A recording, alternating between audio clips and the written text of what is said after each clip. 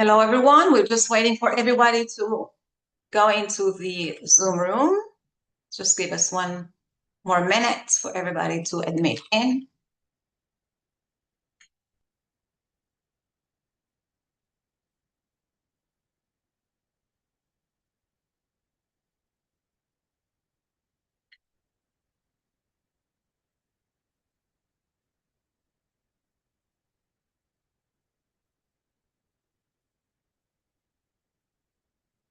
Okay, Philip, we can start.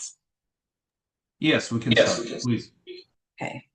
So hello, everyone, and welcome to this exclusive live briefing presented by Shurat HaDin, the Iran War. How far could this go? My name is Nitzana Darshan-Leitner. I'm the president of Shurat HaDin. And over the past 25 years, and even more so since the atrocities of October 7th attacks, Shurat HaDin has been fighting on a critical front in Israel's defense, the legal battlefield. While Israel fights terrorists on the ground, we fight those who enable them in the courts. Our strategy has been simple but powerful: to hold accountable the institutions that claim neutrality yet empower terror. Right after October 7th, we filed a groundbreaking lawsuit against the International Committee of the Red Cross for abandoning the hostages. We also brought legal action against UNRWA for participating in the massacre and for aiding and abetting Hamas during the war. At the international level, we filed legal action against the chief prosecutor of the International Criminal Court for abusing his authority and pursuing politically motivated investigations against Israeli leaders while ignoring the mass atrocities committed against Israeli citizens. We also launched legal action against Al Jazeera, whose reporting has repeatedly crossed the line from journalism into operational support and propaganda for terrorist organizations. These cases and more reflect a broader principle. Terror does not operate alone. It survives through networks of legitimacy, funding, and political protection. Our mission is to dismantle those networks. But it reflects an even worse idea: the weaponizing of the international law, which had become one of the most powerful tools used against democracies fighting terrorism. And this is exactly what we are witnessing today in the current war with Iran. Almost from the very first moment Israel and the United States launched their operation, accusations began to surface, claims of war crimes, of launching a war of aggression, of sabotaging diplomacy. But these accusations ignore the reality. Iran was not negotiating in good faith. It was not seeking a genuine agreement or working to lift its people from economic hardship. Instead, it continued its pursuit of nuclear weapons, expanded its ballistic missiles arsenal, and funded and armed terrorist proxies across the Middle East. Faced with a growing and extensible threat, Israel and the United States had no choice but to act, and to act decisively. Under international law, this is a fundamental right of self-defense that every nation possesses. At Shurat HaDin, we immediately joined the national effort. We are working to ensure that international law is not hijacked by those who abuse it. We are exposing the networks that protect terrorism, and we are fighting to ensure that the law stands with the victims of terror, not with those who commit it. Today, we have the privilege of hosting a great friend of Shurat HaDin and one of the most respected military communicators of Israel, Jonathan Conricus. Lieutenant Colonel Conricus served as the international spokesperson of the Israel Defense Forces from 2017 to 2021, and again in 2023. After more than 2 decades of military service, he's now a senior fellow of the Foundation of Defense of Democracy in Washington, where he focused on Middle East security and strategic affairs. Jonathan served in the IDF for 24 years and returned to duty as a reservist in 2023 following the October 7th attack. Israel really, really needed him, and he's doing a tremendous job since then. Jonathan, thank you very much for joining us today. I would like to begin and to hand the microphone to Jonathan. I would have just one comment. You guys, anybody who wants to ask questions, please put it on the chat box, and Philip will take all the questions either to me or to Jonathan in the end of the conversation. And in case of alarm, we will flee to the safe room. Jonathan is already in the safe room, so he will remain and carry out the conversation as long as needed for us to come back.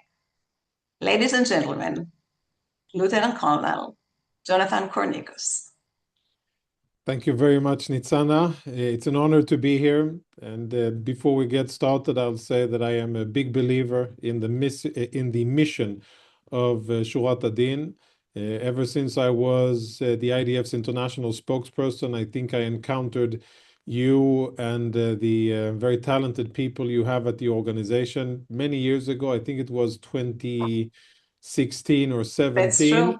Yeah. And I saw from up close and was impressed by the actions, and I continue to be impressed. And I think we need more of the action, the type of action, the spirit that is behind Shurat HaDin. And everybody knows, God knows, that there's enough work to go around for 5 more Shurat HaDin in terms of the amount of terrorists, enablers, sympathizers, and networks that facilitate our enemies and what they do. So credit to you for doing this, and shalom to everyone listening. I'm in central Israel, and what I would do with the time allotted for about 20 minutes, I'll give a brief overview of the situation as I see it now, where we stand, what the achievements are, what the challenges are, and as Nitzana said, how far can this go, and do a little bit of horizon scanning. I'll, of course, speak about, focus mostly on the military situation, but we'll discuss diplomacy and media as well. So about 20 minutes of that, and then a brief conversation with Nitzana, and then we will take your questions as time permits. I'll emphasize from the beginning, you may have seen me as an IDF spokesperson in uniform, whether before the war or after the war started. I am no longer one. I do not speak on behalf of the Israeli government or the IDF. What you hear from me won't be official Israeli talking points. It'll be my perspective based on information, assessment, knowledge that I have. And it is a perspective of an Israeli Zionist, of someone who believes in Israel, who fights for Israel, and who believes in the inherent right for us to live in our ancestral homeland and to live here prosperously and peacefully. Those are my only biases. I don't, claim to be impartial, to be detached from the topic. Everything I say is from a very Zionistic point of view. And for those of you who've seen me on media, I'm sure that's not a surprise. So if I'll start, I'll say that we are in early stages or in the mid stages of a military campaign that by and large I would characterize as going very well in terms of the military achievements, and I'll assess them in a second.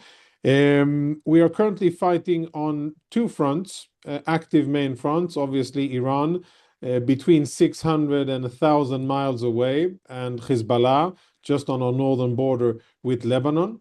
I'd say that we are making progress, significant progress against the Iranian regime, and starting to make progress against Hezbollah, with a lot of work to be done, with a lot of promise for long-term strategic influence, but uncertainty if we will be able to turn military achievements, which we currently have, and I'll expand a little bit more about that, and how we can turn that into strategic long-term achievements. So the military achievements, first and foremost, regarding Iran. And I won't go over things that I'm sure that you've heard in the media that are obvious about aerial supremacy and how many terrorists we have taken out, but I'll just say the following things. In terms of the different types of targets that Israel is striking, Israel is chipping away, and I would say that we are putting a lot of pressure on our intel establishment to come up with new targets, because we are depleting the target bank. The Israeli Air Force is depleting the target bank faster than we can create new targets. The new targets that are being created are first and foremost related to missile launchers and missile storage facilities. That is probably still #1 priority. And from anybody who has the Homefront app or is following Israeli news, you can see that the Iranians are still firing missiles at Israeli civilians, and in some cases quite a lot. And while it is, of course, a mortal danger, we know that if people are outside of shelters, they can and sometimes, unfortunately, die. The chances of significant injury while you are inside shelter is very, very low or almost non-existent, depending on the type of munition. So it's not something to be taken lightly. But, and I say this with, extreme caution, what we see is that the mighty, once vaunted, and oh so powerful Iranian regime has been relegated to doing the same things that Hamas has been doing for years when they suffered setbacks, and that is basically to provide a drip. In Hebrew we say tiftuf, like rain, but a relentless drip of ballistic missiles with the aim of terrorizing Israeli civilians and disrupting civilian life, and perhaps disrupting the financial market and the education of Israelis. Currently, and I say this with caution, the Iranian regime does not have the military capacity to inflict significant damage on Israel. That is not where we thought that we would be when we planned for this campaign, or when we assessed years ago what a military confrontation with the Islamic Republic of Iran should be. So while I and my family and other Israelis are definitely not happy running to shelter every few minutes or every few hours, at the end of the day, the threat to Israeli civilians is significantly lower by 70, 80, 90% than what we thought that it would be, and that's a very positive thing. So in terms of Iran's offensive capabilities, down, degraded, and in terms of their ability to re-establish those, very, very limited. Why so? Because the US and Israel are attacking the entire chain of supply and manufacturing of the Iranian regime, from the nuts and bolts all the way up to advanced metal processing, and of course rocket fuel and different types of equipment that you need in order to build a ballistic missile. All of that network is being attacked, with last IDF assessment I heard of between 60 and 17% of the Iranian military industrial base totally destroyed, and it will take years, if at all, to rebuild. What that means is that whatever the Iranians fire, they will not have the ability to replenish in the immediate future. Why? Because their industrial base is being degraded, and 2, they do not control their airspace. 3, they have extreme difficulties in controlling their maritime area and their ports, and that's, of course, a very positive thing. So that's one topic of progress. Second priority for Israel is degrading and, of course, finding what's left of Iran's nuclear weapons program and taking that out. Now, a lot of progress. I won't go into all to it. I will just say that to suffice that a lot has been done. Significant deepening of what Israel and the US achieved in June 25. However, and this is a very important part, there are 430 odd kilos of highly enriched uranium that still remain unaccounted for. And if there are 2 topics that are strategic and have the option of being game changers, One of them is the enriched material, and two are the Strait of Hormuz. I'll speak about Hormuz in a second, what the current situation is, and where I think things are going and how the US is going to manage. But in terms of probably the best and only way that the Iranian regime has to wiggle out of this war while the regime is still intact and while it still has some kind of international infrastructure is if the Iranian regime says and signals to the Americans, we're willing to give up the enriched material. You can come and take it, or we will transfer it to a party that we can agree on. That would pose a significant dilemma for Americans whether or not that's good enough to actually end the war. And that's something that, of course, concerns me as an Israeli because I wouldn't be happy with that happening and with the regime in place. But if the Iranians do that, what that means is that they admit that they're not going to pursue and that they won't have the ability to pursue a nuclear weapons program. And that is no small achievement because then their enrichment facilities will have been destroyed, most of their personnel taken out by Israel in June 25, and now the remaining enriched material taken out of the equation. That means a virtual halt to the Iranian nuclear weapons program. And that's, of course, a key objective of the war from an Israeli and American perspective. So if the Iranian regime can swallow their pride, can be smart and strategic, that is a way out.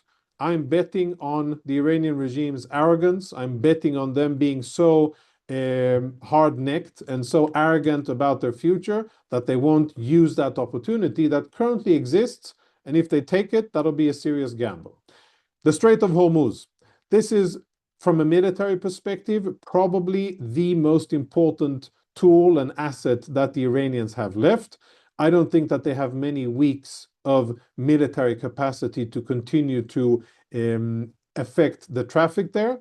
And I think it will take the US and perhaps a coalition of maritime and aerial forces a few weeks to deal with it. I'm not a naval warfare expert by any means. I have consulted with naval warfare experts that we have at FDD. Admiral Montgomery is one of them. I've listened closely to what he has to say. And for those of you interested, and if you want to know more of the detail, I would recommend that you listen to Admiral Montgomery's interviews from FDD. You can find them on X, and he pulls out in full detail the different steps necessary, how to suppress Iranian capabilities, what thing happens first and what happens afterwards. But the bottom line is 3, 4, maybe 5 weeks, and then the Iranian regime will be without the military capacity to actually affect maritime traffic, and the US and a coalition of naval forces will be able to safely convoy tankers around the Strait of Hormuz and take that tool away from the Iranian regime. That's a conservative assessment. I have heard other more positive assessments that speak of less time needed for the US and other naval powers to actually be able to degrade Iranian capabilities. The bottom line is, I don't know exactly how much it'll take, and that's why I think the conservative assessment is a better one. By the way, when you pair that with what different leaders are saying, whether it's in the US and Israel, when they're calibrating how long this will take, nobody's really committing to a short time frame. In Israel, we hear ministers and people insinuating to after Pesach, maybe Shavuot, which is a few good weeks away. And I wouldn't be surprised if it goes all that way. Which brings me to the ever important topic of how can we define victory? And this is inherently connected to the topic here of how long can this go? This is, of course, connected to what is victory and what are the real achievements that are needed in order for the US and Israel to say, okay, we have achieved victory, or for the Iranians to say. And here's a big difference. For the Iranian regime to claim victory, they just have to survive and be alive and have some level of control over Iran once the last bomb drops. And they'll have to be able to retain the capacity to oppress the Iranian people. That, in my perspective, are the two components that will define victory, a Pyrrhic victory, but victory for the Iranian regime.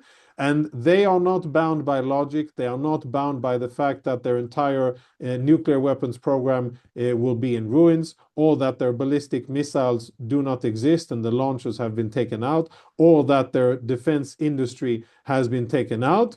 If, when the fighting ends, they still oppress the Iranian people and they still exist, I bet they will claim victory, and we will find a smug and smiling and confident Iranian foreign minister claiming that the regime is here and that they were able to stand up against the aggression, as they will call it, of Israel and the US.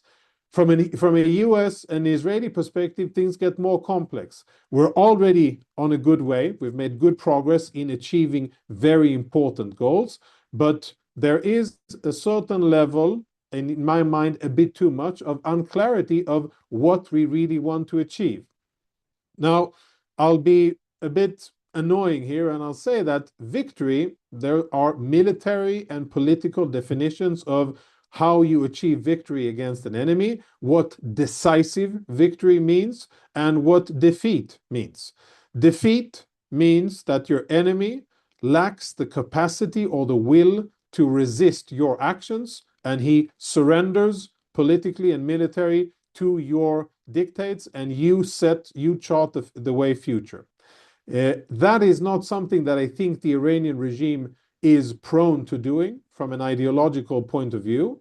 I may be surprised and I may be, proven wrong, but that is not something that I think the Iranian regime will do. I think it's much more likely that they will drag Iran and its people, its 93 million people, down the abyss into total ruin, despair, and destruction before they do the smart thing and say, okay, we understand that we are the problem. We raise our hands, white flags, like the Germans did after Berlin was taken by the Russians in 1945, like the Japanese did after Hiroshima and Nagasaki, and that ended the war. That is defeat, and that is an enemy admitting defeat, and that is the end of the war. I do not see that happening, even though it would be smart for good for the Iranian people and probably smart by the regime. Now, in terms of the US and Israel, it's very much up to the political framing, and it leaves a lot of wiggle room for political incentives to influence whether or not and when or not an Israeli or an American leader can say, okay, we've won, this is now mission accomplished, and we are emerging victorious from this war.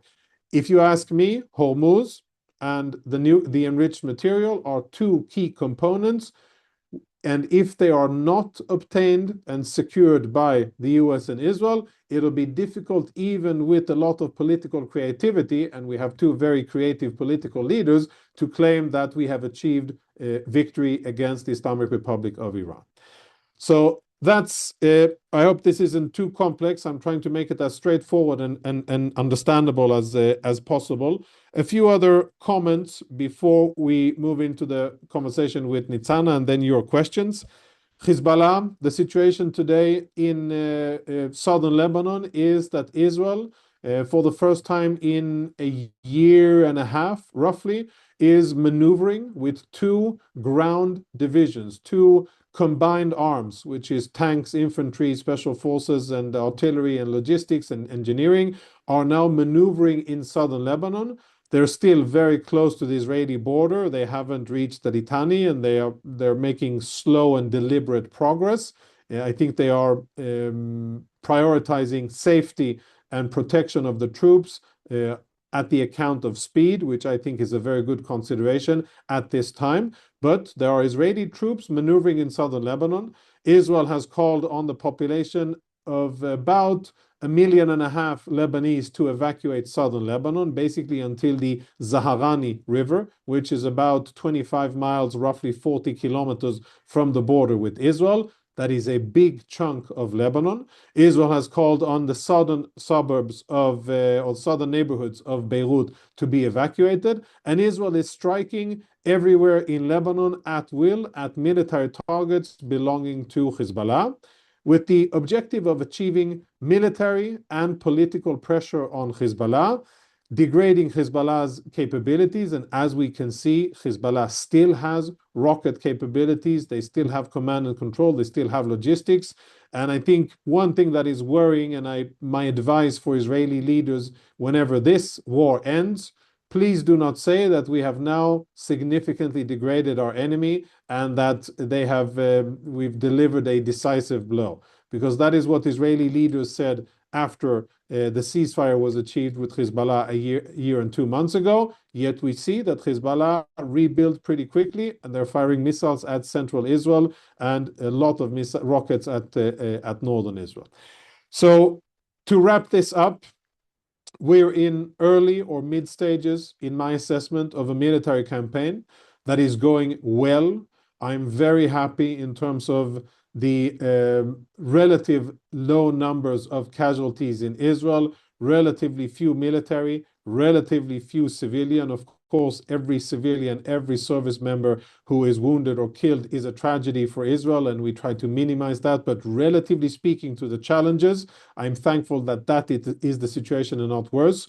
If for the Americans watching, my condolences to the families of service members that have been killed as part of Operation Epic Fury, whether it's in Kuwait or in other locations. And I salute those heroes who fight for freedom. And I can only hope that the families will be embraced by the US, by other families, by the establishment as the brave fighters that they are, and that none others will face the same consequences. I think we'll leave it at that, and there's of course many other things to explore. I haven't discussed the situation with Turkey. Very interesting things are happening and could happen. I haven't discussed Syria or the situation in Judea and Samaria. I'm giving you different topics that you might want to ask about, and I haven't really spoken about the level of cooperation, intel, and coordination of efforts between the US and Israel, both on the offensive and on the defensive. And I haven't spoken about where is Europe, where is the rest of the world, where is NATO, where's China, where are the other countries, what's going on regionally speaking, and I haven't addressed the situation with the Gulf countries. So there's many things that you can pick from, whatever you're interested in. But the bottom line is early stages, mid stages, progress, and I think within a few weeks we will be within reach of tangible military achievements that will enable politicians to say, okay, we've won. You're muted, Nitzana. Nitzana muted. Still. Here. Now. Thank you very much for this introduction. How would I call it? There are so many subjects to cover. And I'll just take some tips from what you said, or maybe you don't say. You didn't speak, for instance, about the regime change. What the chances really that there will be a regime change. And I'll emphasize and say that in the beginning, if you recall, when the people in Iran went to the streets, President Trump promised them that help is on the way and encouraged them to go and revolt and delay the help caused, maybe not intentionally, but for the massacre of tens of thousands of Iranians. What are the chances now that the Iranian people will trust President Trump and go out to the street? And will going out to the street will enable the regime change, the falling of the Ayatollahs? Yeah, so what I've spoken with Iranians inside Iran, a few, and a lot of Iranians outside of Iran, and with a few intel experts in various organizations, Israeli and foreign, that's the basis for how I'm going to answer. I think victory in the full, complete sense for the US and Israel and the Iranian people will be the overthrowing of the regime. That is something that I personally believe will happen. I think it is attainable. I think that the Iranian people showed that they have the bravery, the skill, the commitment, not the skill yet, but the bravery and the commitment to actually confront their oppressors. And they showed tremendous sacrifice going out and fighting unarmed against machine guns and thugs of the IRGC and the Basij. What they were missing were tools, specifically weapons, organization, and political leadership. As far as I know, all three of those shortcomings are being addressed by the US and Israel, more clandestinely, but they are being addressed. And I think that real victory will eventually come, because I think that the Iranian people, whether it's weeks, months, or perhaps longer than that, they will eventually take the opportunity and they will challenge the regime, whether it happens by force, millions out in the streets, marching in Tehran and all of the other cities, and taking over Basij and police stations and confronting the IRGC, perhaps equipped with weapons, perhaps with political organization, perhaps with communications that are enabled by devices that have been smuggled in. Many things that need to happen. But I think that will eventually happen. It can happen that way. It can happen through elections. It can happen through other longer term changes inside Iran. But it's something that me, as someone who is more of a military planner or operative, it's difficult to really assess and bet on. And I think that it will happen because the Iranian people has had enough with this failing regime. They've had enough with their corruption. They've had enough with the Iranian regime oppressing them and brutalizing them. They've had enough with this regime spending money on Lebanon and on Gaza and not on Iran. And they don't want to hear about Palestine and Hezbollah and the Houthis and Gaza anymore. They want their own future. This isn't about the love for Israel or the US. It's about ordinary Iranians who've had enough with corruption and oppression. That is why I believe that the Iranians, in millions of them, took to the streets. And I believe that will happen. And I think that what Israel and to a certain extent the US are doing now is facilitating that. How fast will it go? How bloody will it be? How challenging will it be? And what will the sacrifice needed be? We don't know. And I think anybody who says with certainty that they know how fast it's going to be and how long it'll take, I don't think that's really truthful. But what I believe, based on what I've seen the Iranians do and heard Iranians speak, it is that they will take the opportunity and eventually they will overthrow the regime. I will just have to sit and wait. You said that one of the victories would be taking over the Hormuz Straits. And we know that President Trump is doing a lot to make it easy and safe for the convoys to go through it. Recently, he's called to the NATO and European countries to join in the fight. I don't see them coming. I don't see them helping. What do you think will be the proportion of the ignoring President Trump's request to come and help in this war?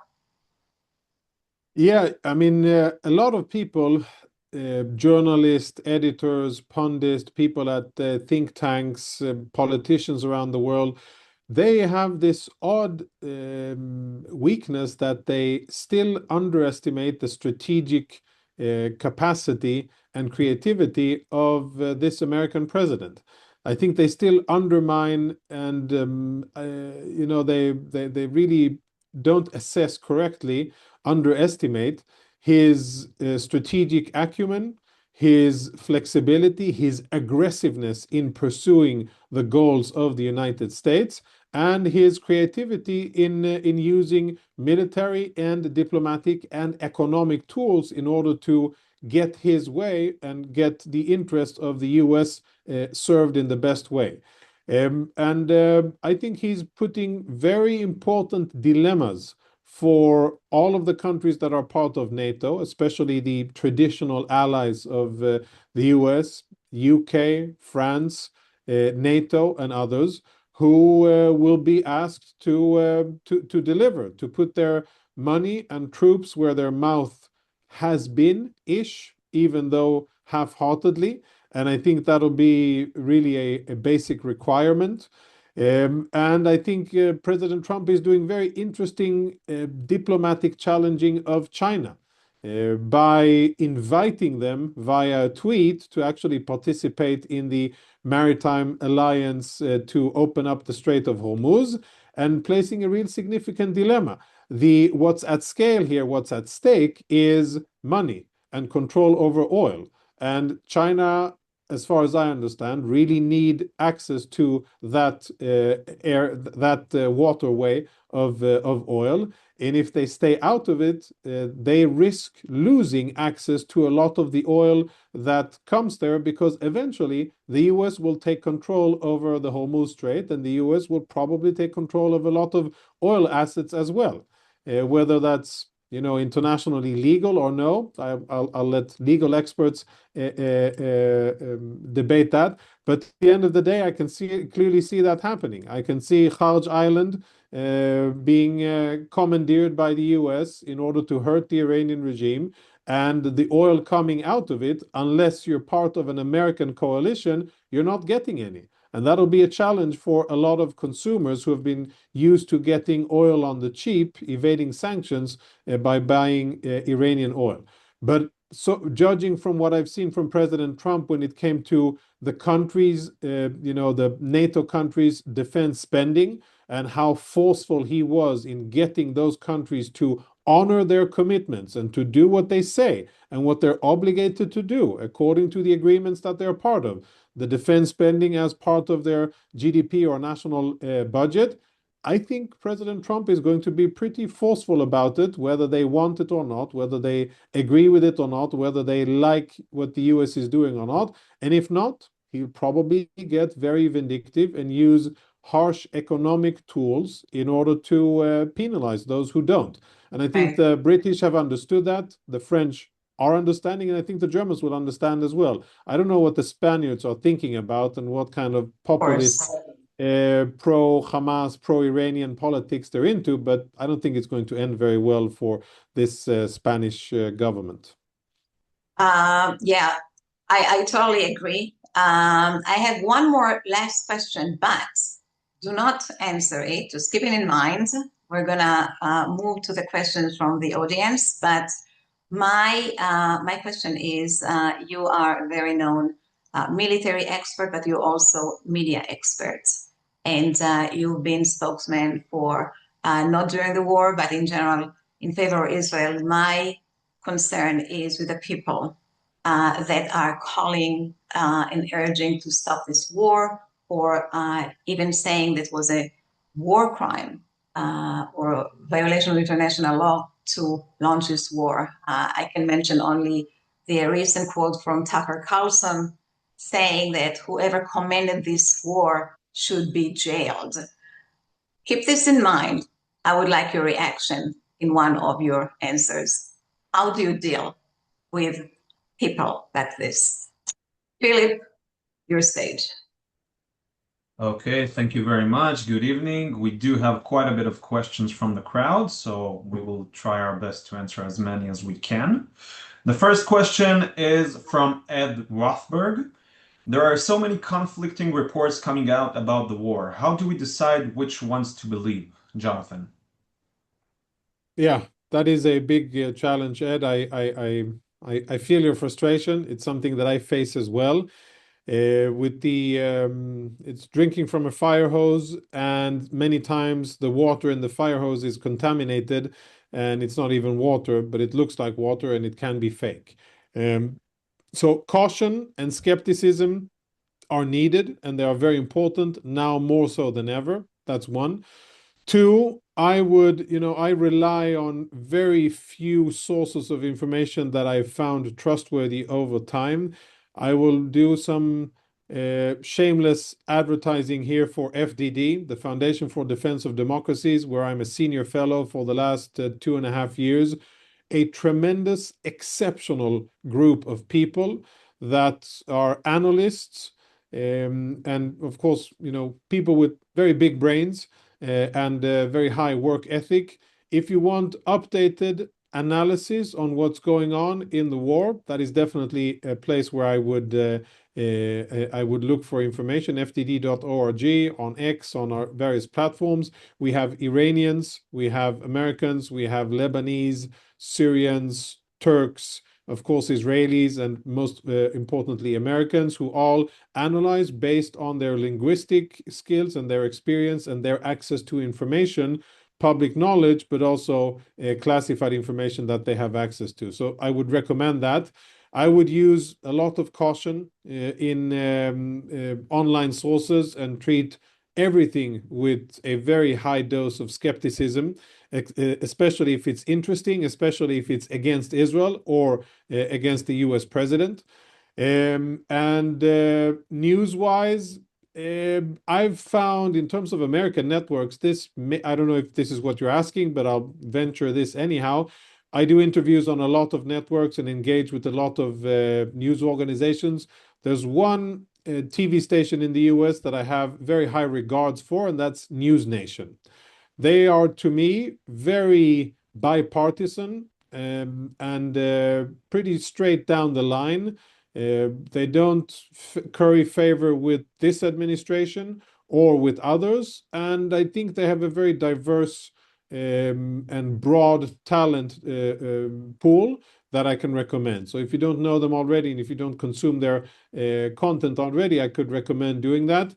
I go on there quite often. I get asked tough questions, and then I hear people with other perspectives also get asked tough, serious journalistic questions, and I think that's refreshing. That isn't the case on many other networks, who many of them are biased in other directions. And I'll use this opportunity to just finish off with with an answer to what Nitzana asked, because it's related to media.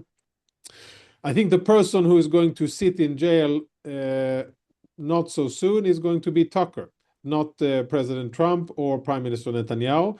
He's getting himself into a lot of trouble, and I think he has pushed the envelope a bit too much. And I can see, when I scan his horizon from my perspective, it looks quite choppy water. And I wish him a lot of a lot of bad things.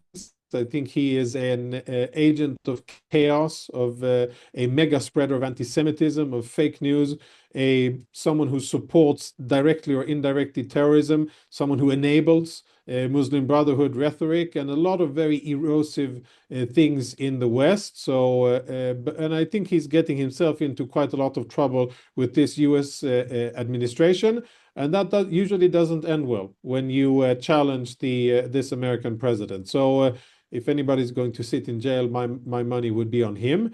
But that is indeed a front that we are fighting. And I have to say, honestly, I don't think Israel is fighting this nearly well enough. I think the US administration has much better stamina, discipline, and transparency when it comes to communicating with the public. I enjoy seeing briefings by Secretary Hegseth, by the president, endless answers to questions asked relentlessly by US and international journalists to the US president.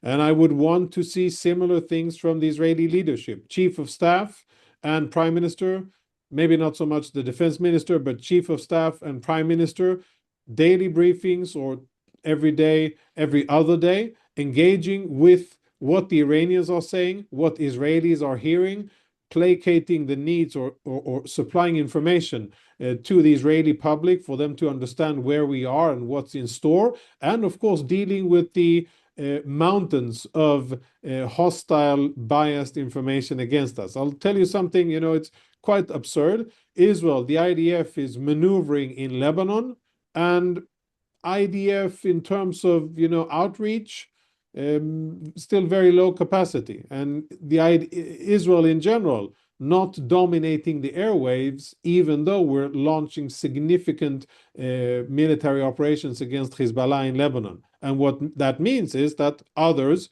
will be dominating the narrative. Sooner rather than later, you will see that the humanitarian catastrophe, as it will be coined, in brewing in Lebanon, will dominate the narrative. We will hear about refugees in Lebanon. We will see sob stories of suffering of Shiites and what they're going through in temporary housing in various parts of Lebanon, and that will dominate the story. It won't be Iran, and it won't be Hezbollah. It won't be how horrible Hezbollah has been and what their plans where Israel were. It'll be sob stories of Lebanese civilians that'll be dominating if we don't get there and frame the story. And currently, Israel isn't. Thank you very much, Jonathan. The next question is for you, Nitzana. Question from Jordan Max. What can be done legally about Iran's use of cluster bombs? That's a great question. And unfortunately, Iran is not a member in the International Criminal Court. Otherwise, we would have filed war complaints against it long ago, not for the cluster bombs used during this war, which is absolutely a crime against humanity and considered to be a war crime in case of a war, but also for funding terrorism, supporting terrorism, using their proxies during the first and second Intifada and recent situation, and obviously the massacre of October 7. But as I said before, Iran is not a member in the International Criminal Court, and it's also not a member in the International Court of Justice. Therefore, internationally, not much can be done. Civilly, of course, we are filing lawsuits against Iran in the United States, because in the United States, Iran does not have sovereign immunity. We get judgments against Iran for hundreds of millions of dollars, and we are collecting these judgments, but only in the United States. And these assets are going and diminishing. Iran does have assets worldwide. They have oil tankers in Gibraltar. They have ships going all around the world. They have buildings and bank accounts in Europe, everywhere. And if the world, not the entire world, but at least the Western democratic states would strip Iran from its immunity, which allow to execute judgment against the Iranian regime, rest assured that Iran will be stripped from its assets. I'm talking about the Revolutionary Guard. I'm talking about the regime. I'm not talking about the Iranian people who suffered enough. I'm talking about those who are taking them hostage. The way to conquer Iran without really invading Tehran is going after the money of the Iranian regime. Thank you very much, Nitzana. Our next question is for Jonathan, a question from Josefa Ayal Bridriana. And the question is, what role might Russia and China play in post-conflict negotiations or reconstruction of Iran's nuclear program? Thank you for that question. That's an interesting one. I think that first of all, it's quite fascinating to see how limited Russian and Chinese influence is today when it comes to the combat situation on the ground. I have seen extremely little influence by either. And that's, of course, a positive thing. And that is thanks to the success on the battlefield by the US and Israel. That shows, that deters them from getting involved. But I think it's also thanks to a lot of excellent diplomacy, preemptive diplomacy by the US, mostly by the US, in order to get those messages across and make sure that Iran is left without strategic backers and supporters. And that's very important for the future. It means that they are vulnerable, exposed, and we spoke about the industrial aspect of it, but also the military aspect, hugely important. And that's credit to the US and to Israel. Now, moving forward, which is indeed very interesting, what kind of role will they have? My assessment would be that the US will try to minimize to the greatest extent possible any role that Russia or China will have in order to be able to dominate it by themselves. And I think this relates to Nitzana's question, before about what happens with NATO and with other countries. There's also a tremendous opportunity for, any opportunistic Western country or India to join in the US-Israeli coalition, and be there when the dust settles and be part of the countries that are more active and get bigger parts of the spoils or have more dominant seats at the table. If I were a leader of a European country or of India, that is what I would be jockeying for and trying to get, because I think that is where they could find themselves in a very beneficial position. I think Israel, to the extent that it has influence, will try to minimize Russian and Chinese influence. It's not Israel's call to make, but I think that the US, out of its own interest, will try to minimize that as much as possible and leave Iran, the Iranian regime, if it is still there, isolated and without significant support. Russia could have a part in maybe safeguarding the enriched uranium, as I spoke about before. That could be a conflict-ending mechanism, and they would probably want that because it gives them leverage and it gives them importance. And it'll be fascinating to see what the Chinese will do. How will they compensate for the oil that they're currently receiving very little of, when you compare to how much they received 2 weeks ago, very cheaply from the Iranians, and we'll see how they will respond. I don't have a good assessment of how they are going to try to balance this situation, but I think that the US is going to use very clear and decisive economic tools in order to keep China at bay, deter China from getting involved in the situation and supporting Iran, and prevent China from taking any using any of the opportunities or exploiting any of the parts of the situation to their benefit. Very good, thank you. Our next question is from Robert Berman. And Robert's question is for you, Jonathan. What about Hamas? What is to be expected? Sad part. Hamas governs Gaza. Hamas is in power in Gaza. And I hate to say this, but they are not going anywhere. And I hate to say this even more, nobody is going to force them out. Not the Board of Peace, not the International Stabilization Force, if and when it actually is fielded. And if it isn't significant, deep, decisive, very kinetic and decisive Israeli military action, I don't see anybody unseating Hamas from power. What that means for me is that we will have a persisting problem in Gaza. We will have a continued radicalized Gaza Strip. We will have Hamas in power, which has a genocidal, jihadi perspective on life. They will continue jihad against Israel. Currently, they are without almost all of their tools, rockets, tunnels, missiles, advanced weaponry, etc., etc. Maybe in the future, they will be without their main supplier of arms, Iran, the Iranian regime. Maybe no. And maybe that'll present problems for Hamas. But at the bottom line, Hamas is here. They are not going anywhere. They continue to oppress the people in Gaza and radicalize them according to the doctrine of jihad and holy war against Israel.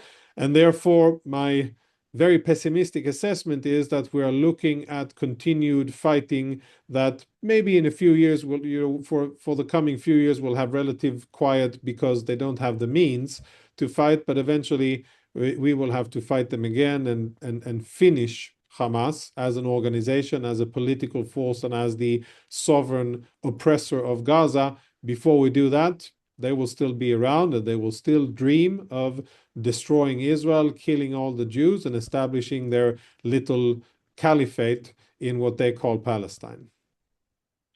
Very good. We have room for one final question. That question is for both you, Nitzana, and Jonathan. Recent question from Bob Stein. The question is, recently in the United States, we had an attack on a synagogue and an active shooter at the university and an attempted bombing of an anti-jihadist protest in New York City. Will you speak to the efforts that the Jewish diaspora can take to both increase security abroad and assist Israel? Nitzana, you want to start or should I start? You, please. Okay. So I would say this. I've traveled. I've had the absolute honor and joy and fortune of being able to travel around the world since October 7 and speak with and engage with various Jewish communities, North America, Australia, Europe, and mostly the US. And I've been very much impressed by a lot of the communities. The communities that I see are thriving are the ones, and this is the answer to the question, who have an aggressive mindset, who do not fear using their political and financial muscle in order to safeguard themselves, who are well engaged and well connected with local law enforcement, who engage in the media, and most importantly, educate their children on a strong, deep, love-based connection to Judaism, the Jewish people. Of course, they're proud American or whatever patriots, but they also have a warm place in their heart for Israel, and they feel the strength of their bond. Those are the components that I see of communities that thrive, that are able to withstand this ugly wave of anti-Semitism that is now gaining momentum and swelling.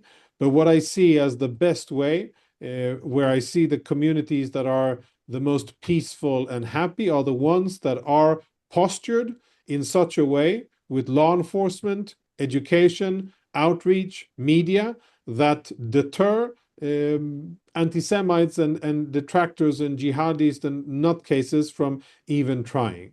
And that is my recommendation. There are so many great communities around the world that are well led by rabbis or community leaders, where there's a strong sense of cohesion and where there's a real love for Israel. And those are the ones that I think fare the best and are able to weather the situations. Those who are not, they suffer. And they eventually, I think, they can face significant challenges as a consequence. So the positive message here is now is the time, if there ever was a time, for enhanced community coordination, for strong local leadership, for outreach to politicians, law enforcement, local, state, federal authorities, for proactive activity, for media outreach. Those are the things that I think Jewish communities around the world can do in order to confront and, of course, raise funds in order to have their own protection, which is much more for deterrence than for anything else. But they're, of course, very important. And again, a lot of beautiful examples of communities doing that correctly. And last thing that I will say, I am in awe of so many Jewish communities around the world who have given so generously love, energy, prayers, money, political support, and how meaningful that is for Israel at this challenging time for the state of Israel. And every opportunity I have in English or in Hebrew, I always want to recognize those contributions and I want to recognize that love. And I'm sure that there are people on this call who are part of that beautiful movement of people who care, Jews who care, perhaps even also non-Jews, but probably it's mostly Jews who care, who are involved. And if you're here on this call, I would just like to thank Nitzana for the opportunity to be here and to thank you for what you have done and hopefully what you will do in the future. I will add just one thing. I also travel around the world, and my heart breaks when I see communities barricade themselves, synagogues with batonade, and people are scared to wear Magen David shield on their necklace or a yarmulke. It's scary, it's frustrating, and it's very, very heartbreaking. Having said all that, communities have to fight back, have to fight against incitement to anti-Semitism, because we see how words can turn into actions, have to fight for their safety, have to fight with their governor, with their mayor, with anybody who would listen, and they have to listen because communities in the outside of the state of Israel are very, very strong. And if they are not strong enough, there is a state of Israel to help. If you rely on the state of Israel, rely on one thing: you can always make Aliyah.